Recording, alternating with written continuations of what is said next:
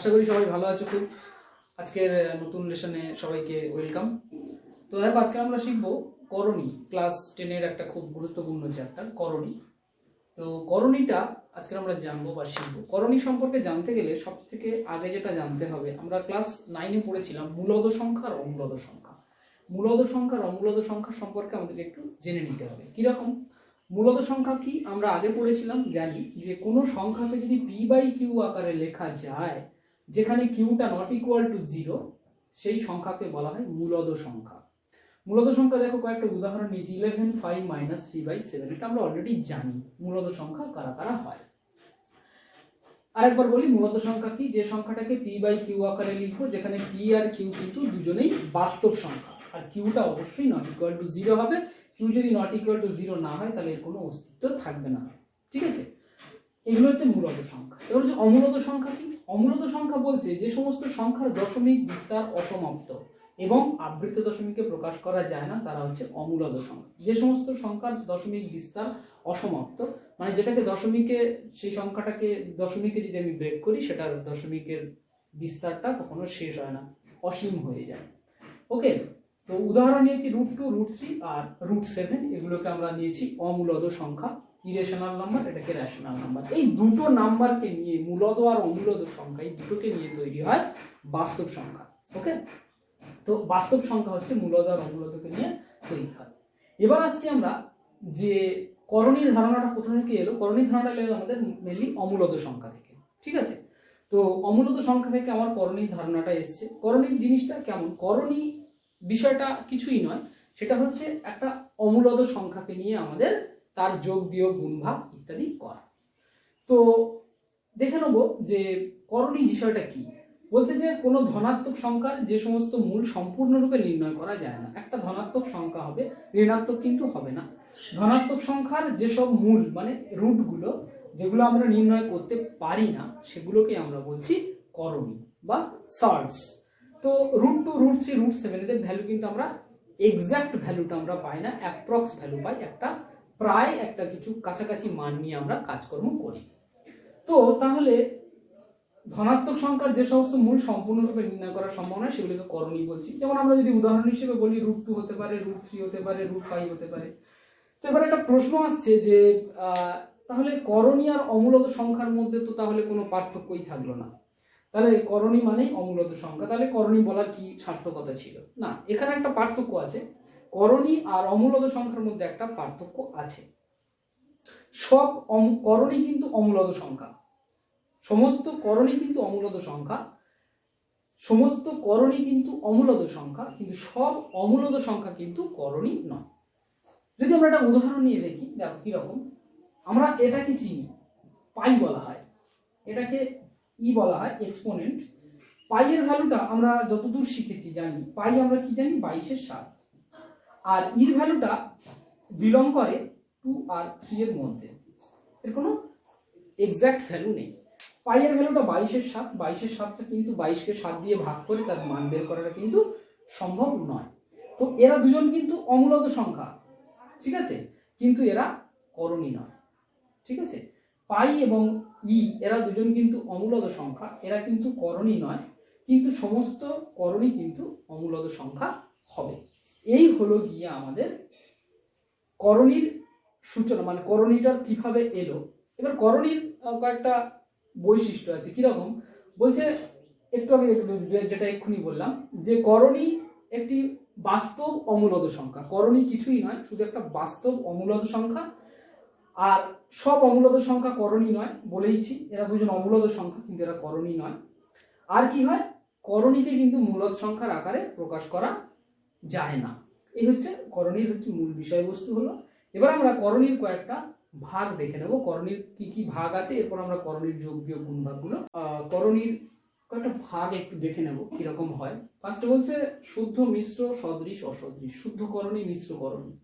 শুদ্ধ করণী বলতে যে সমস্ত করণীকে আমরা শুধুমাত্র এই ফর্মে লিখতে পারবো, শুধুমাত্র রুট মানে বর্গমূলের আন্ডারে একটা সংখ্যা থাকবে, সেটাই হবে আমার শুদ্ধ করণী, শুধুমাত্র অমূলদ সংখ্যা। তো একটা কথা এর মাঝখানে শুরুতে বলে রাখি, আমরা দশম শ্রেণীতে শুধুমাত্র দ্বিঘাত করণী নিয়ে আলোচনা করব। আমরা শুধুমাত্র দ্বিঘাত করণী নিয়ে আলোচনা করব, এর বেশি নয়। এটা আমি প্রথমেই বলে রাখছি। তো প্রথমে কি পাচ্ছি, কোনো একটা অমূলদ সংখ্যা, যখন কোনো একটা সংখ্যা এমনি ফর্মে থাকবে তখন এটা যে কোনো বাস্তব সংখ্যা হবে, যে কোনো একটা ধনাত্মক সংখ্যা হবে, তো সেইটাই হচ্ছে আমাদের শুদ্ধ করণী। ওকে, শুধুমাত্র একটা নাম্বার থাকবে, এটা অমূলদ হবে। এবার এই মিশ্রর মধ্যে আমরা কি দেখতে পাচ্ছি, একটা মূলদ থাকবে, একটা অমূলদ থাকবে। ওকে, একটা মূলদ সংখ্যা থাকবে, একটা অমূলদ সংখ্যা থাকবে। কেমন ফর্মে থাকতে পারে, ধরো a plus minus root b, এই ফরম্যাটে থাকতে পারে। এটা একটা মূলদ সংখ্যা আর রুট বিটা হচ্ছে এটা একটা অমূলদ সংখ্যা। মূলদ এবং অমূলদের যোগ বিয়োগ আকারে যদি কোনো সংখ্যা থাকে সেটা কিন্তু আমাদের মিশ্র করণীর মধ্যে পড়ছে। এবার আসছে সদৃশ করণী আর অসদৃশ করণী। সদৃশ আর অসদৃশটা কি? সদৃশ আর অসদৃশটা বোঝার আগে আমাদেরকে জানতে হবে √8 আর √32। আমরা ছোটবেলায় একটা জিনিস শিখেছিলাম, দেখো √16, 16-র বর্গমূল আমরা কত জানি? আমরা জানতাম 16-র বর্গমূল করলে 4 হয়। তা 32-এর বর্গমূল করলে কত হয় এটা কিন্তু আমরা জানতাম না। তাহলে কি করব তাহলে?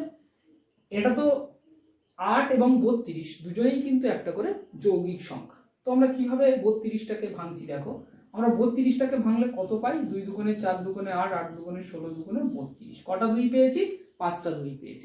আমরা কি শিখেছিলাম ছোটবেলায়, যে বর্গমূলের মধ্যে যে সংখ্যাগুলোকে এরকম ভাবে ভাঙা যায়, মৌলিক উৎপাদকে ভাঙা যায়, তাদের মধ্যে জোড়া জোড়াগুলোকে নিয়ে একটা একটা বাইরে বেরিয়ে আসে। তাহলে দেখো, এই দুটো 2-এর মধ্যে একটা 2 বাইরে বেরোবে, এই দুটো 2-এর মধ্যে একটা 2 বাইরে বেরোবে, আর এই 2টা বেরোতে পারছে না, এ কাউকে সঙ্গী পাচ্ছে না। এরা এক একজনকে পেয়ার নিয়েছিল, বাইরে বেরিয়ে এসছে, কিন্তু এর সঙ্গী পাচ্ছে না বলে ও আর বাইরে বেরোতে পারলো না, ও রুটের মধ্যে আটকে গেল। তাহলে রুটের বাইরে কত হলো? 4√2।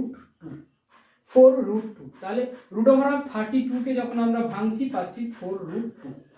8কে আমরা ভাঙবো, দেখো 8কে ভাঙো, √8। 8কে ভাঙলে কত পাবে? 2 × 2 × 2, 3টে 2, 3টে 2 এর মধ্যে একটা জোড়া বাইরে বেরোবে, যখন জোড়াটা বাইরে বেরোবে তখন একটা হবে। দুটো 2 বাইরে বেরিয়ে একটা 2 হয়েছে, দুটো 2 বাইরে বেরিয়ে একটা 2 হয়েছে, দুটো 2 এর মধ্যে বাইরে বেরোলে একটা 2, রুটের মধ্যে একটা 2। তাহলে √8 পেলাম সমান কত? 2√2। তাহলে দেখো, এই যে দুটো সংখ্যা √8 নিয়েছি আর √32 নিয়েছি, √8 আর √32, এই দুজনের মধ্যে তাহলে কি দাঁড়ালো? দুটো করণীকে সদৃশ বলছে। সদৃশ করণী কেন বলছে? না, এদের অমূলদ পার্টটা কিন্তু সমান হয়েছে। এদের সাথে একটা করে মূলদ সংখ্যা গুণ আছে, 2 আর 4, কিন্তু এদের অমূলদ পার্টটা কিন্তু একই হচ্ছে, সেম হচ্ছে। তাহলে আমরা কি বুঝবো? যে দুটো করণীকে সদৃশ বলা হবে তখনই যদি সেই করণী দুটোর অমূলদ পার্ট দুটো একই হয়। ওকে, তাহলেই আমরা সেই করণী দুটোকে সদৃশ করণী বলবো। তার সামনে মূলদ পার্টটা যাই খুশি থাকতে পারে, শুধু অমূলদ পার্টটা সমান আছে কিনা আমরা দেখে নেব। আর এটা আমরা কি করলাম? একটা করণীটাকে সিম্পলিফাই করলাম। কিভাবে? আমরা ওটাকে সরলীকরণ করছি। এবার দেখো, অসদৃশ √12। 12কে ভাঙলে কত হয়? 12কে ভাঙলে 2 × 2 × 3 ভাঙলে কত হবে? 2√3। 28, 20কে ভাঙলে হবে 2 × 2 × 7, 2√7। দেখো, এখানে √3 আর √7 দুটোই অমূলদ সংখ্যা। দেখো, এদের অমূলদ পার্ট দুটো কিন্তু আলাদা, √3 √7 দুটোর ভ্যালু কিন্তু আলাদা, এই জন্য এরা হচ্ছে অসদৃশ। এদের কিন্তু দেখো অমূলদ পার্ট দুটো সমান, সেই জন্য এরা হবে সদৃশ করণী আর এ হবে অসদৃশ করণী। ওকে, তাহলে এই আমরা শিখলাম শুদ্ধ, মিশ্র, সদৃশ এবং অসদৃশ করণী সম্পর্কে ছোট্ট একটু ধারণা নিলাম।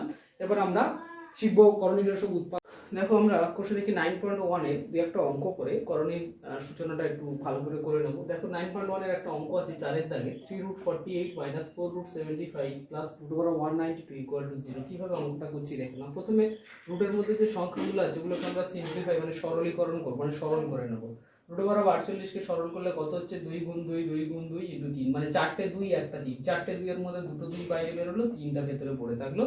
তাহলে 2 দুগুণে 4, 4√3। দেখো, 75 75 5 × 5 × 3, দুটো 5-এর মধ্যে একটা 5 বেরোলো, 3টা পড়ে থাকলো। দেখো, 192কে ভাঙলে কত হচ্ছে? 2 দুগুণে 4, কটা 2? 6টা 2 আর একটা 3, 6টা 2 এর মধ্যে জোড়া জোড়া থেকে একটা একটা করে যাবে, 3টে 2 বাইরে বেরোবে, √3 পড়ে থাকবে, 8√3। ওই মানগুলোকে নিয়ে এসে আমরা এই বাম পক্ষের উপরে বসাচ্ছি। 3√48, √48 এর মান বেরিয়েছে 4√3, তাহলে 3 এর সাথে গুণ হচ্ছে, 4√75, 70√75 এর ভ্যালু 5√3, তাহলে 4 এর সাথে গুণ হয়েছে, √192 মানে 8√3। দেখো এবার এগুলোকে আমি পাশাপাশি বসিয়ে দিলাম, দিয়ে যোগ বিয়োগ করে পেলাম 0, ডান পক্ষের সাথে মিলে গেল। এইভাবে আমরা এই চ্যাপ্টারের প্রবলেম। দেখো আমরা এখানে 9.1 এ আরেকটা অঙ্ক করছি, 5 দাগের অঙ্কটা। একটা সরলতম মান বের করতে বলেছে, √12, √18, √27 মানে √32। আমরা প্রথমে √12 কে ভেঙে নিচ্ছি, 2 2 3, 2 2 গুণে 4 3 12। √18 টাকে ভেঙে নিচ্ছি 3 × 3 × 2, √27 টাকে ভেঙে নিচ্ছি 3 × 3 × 3, √32 টাকে ভেঙে নিচ্ছি 2 2 2 2 2, 5 × 2। তো এবার এখানে দুটো 2 এর মধ্যে একটা 2 বাইরে বেরোলো, 3টা পড়ে থাকবে। দুটো 3 এর মধ্যে একটা 3 বাইরে বেরোলো, 2টা একা পড়ে আছে, পড়ে থাকবে। 3টে 3 এর মধ্যে দুটো 3 বাইরে বেরোবে, এই 3টা ভেতরে পড়ে থাকবে। এখানে 5টা 2 এর মধ্যে 4টে 2 বাইরে, 4টে 2 আছে, এর মধ্যে এখান থেকে একটা দুটো 2 আসবে, এখান থেকে একটা 2 আসবে, 2 2 গুণে 4, একটা 2 পড়ে থাকবে। এবারে দেখো কি করেছি, এখানে সদৃশকরণী কারা কারা আছে, এটা আর এটা হচ্ছে সদৃশকরণী। এরা দুজনে এক রকমের টাইপ। কেন? এর অমূলদ পার্টটা কিন্তু সমান, মূলদ পার্ট দুটো আলাদা। আবার দেখো এরা দুজনে কিন্তু আবার সদৃশকরণী।